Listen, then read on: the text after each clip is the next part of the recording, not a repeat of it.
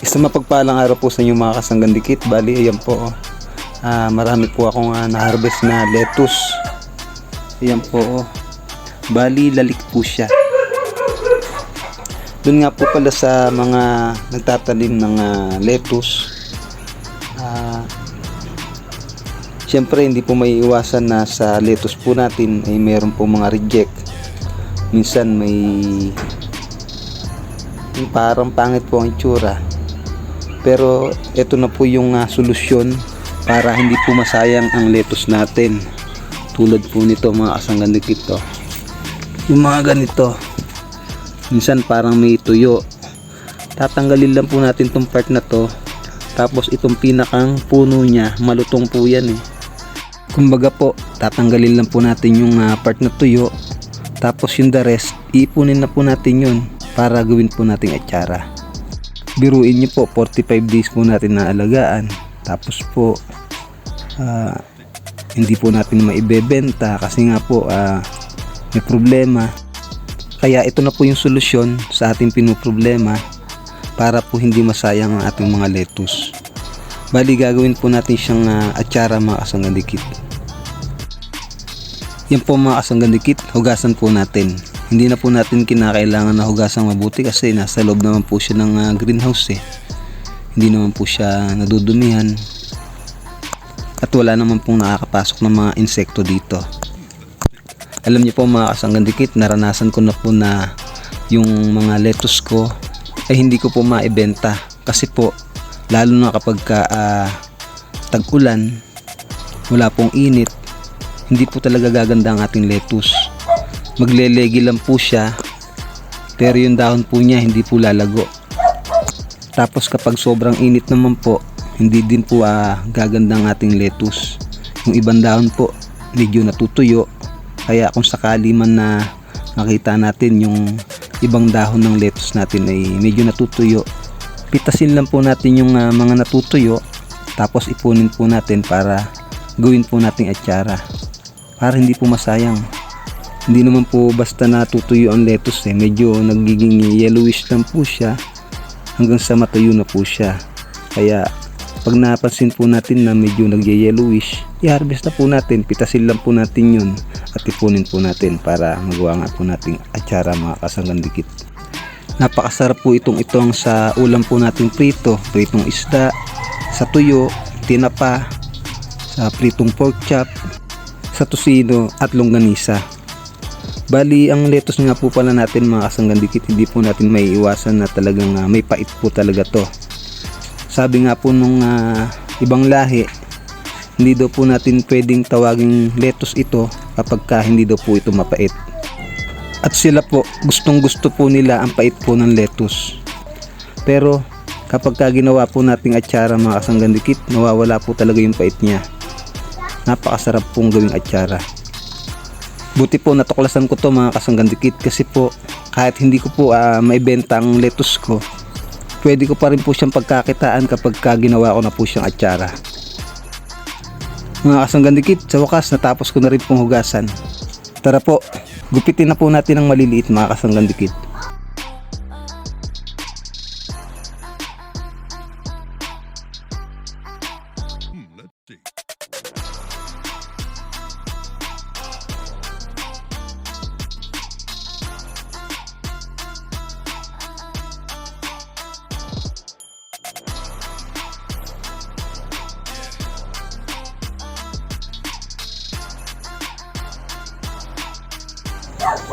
Yan po mga kasanggan dikit, kailangan po natin ng 2 tasang suka.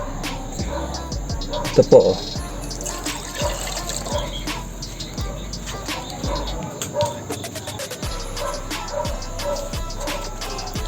Ito po, pangalawang tasa. Tapos po, lagyan po natin ng 1.5 tubig.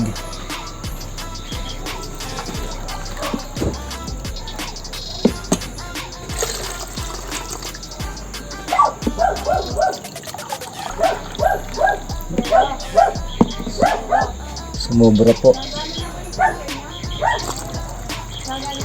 Ayan po. Hindi ko po nilahat. Tapos po lalagyan po natin ng kalahating kilong asukal.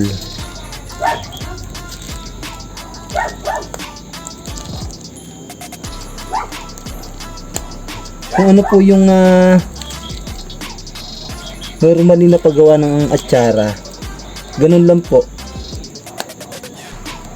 Bali ito po ay purong ano lang to, purong lettuce. Lalagyan lang po natin siya ng konting asin, seasoning, bechin, tsaka paminta po. Nakagawa na po kasi ko mga kasanggandikit. Napakasarap po ang lutong po. At saka talagang ito pong papakuluan natin na to, suka, tubig, asukal na may paminta, bechin at asin. Pag napakuluan na po natin to, palalamigin po natin. Tapos yung lettuce, hindi na po natin siya papakuluan. Sinisip-sip na po niya yan. Mga 5 hours nga lang po pwede na pong kumain. Talab na po yung lasa nito sa lettuce.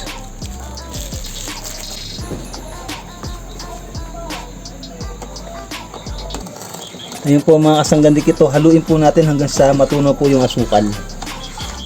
Tapos po mamaya kapag kumukulo na po siya, saka po natin lalagyan ng paminta, asin at bechin. Yan po mga kasanggandikit, kumukulo na po. Lagyan po natin ng asin. Yan po.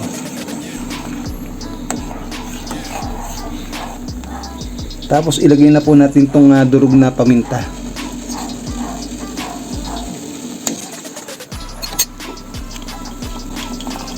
Tapos lagyan po natin ng bechin.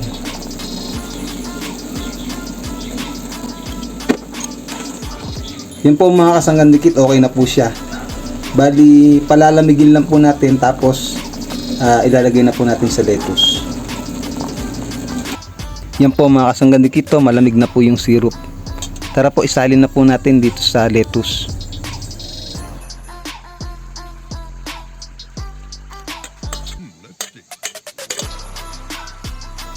Yan po mga kasanggandikit, ilubog po natin yung lettuce para masipsip po yung syrup.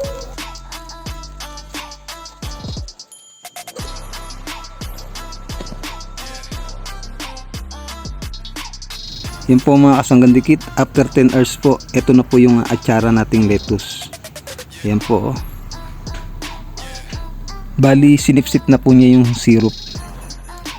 Yan po mga kasanggandikit, sana po sa bidyong ito ay may napulot po uli kayong panibagong kaalaman.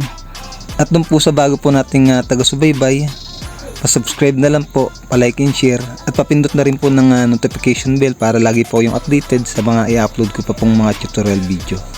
At dun po sa mga nagtatanim din po ng lettuce, ito na po yung sagot sa pinoproblema po natin, lalong lalo na kapag hindi po natin maibenta ang ating mga lettuce.